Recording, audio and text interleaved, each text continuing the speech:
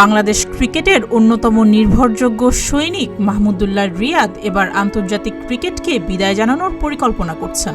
তবে দীর্ঘ ক্যারিয়ারের শেষটা মাঠেই রাঙাতে চান এই অভিজ্ঞ ব্যাটসম্যান।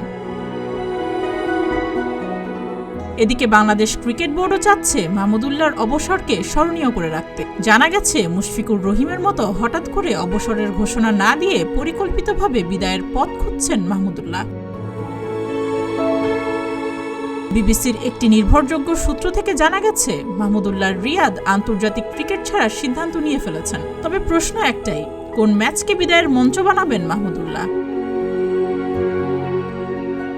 জাতীয় দলের সঙ্গে মাহমুদুল্লাহর সম্পর্ক ছিন্ন হবে ওয়ানডে থেকে বিদায় নিলে। ইতোমধ্যে টেস্ট ও টি-20 ক্রিকেট থেকে অবসর নিয়েছেন তিনি।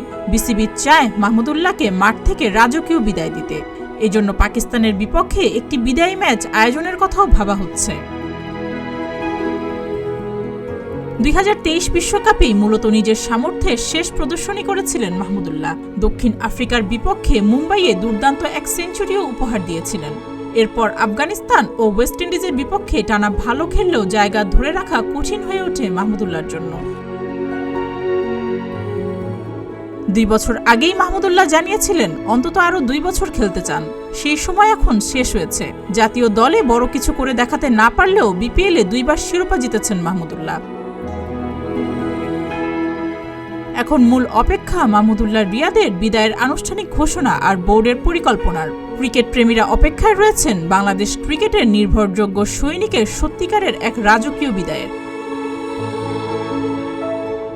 সুস্মিতা, প্রতিদিনের বাংলাদেশ।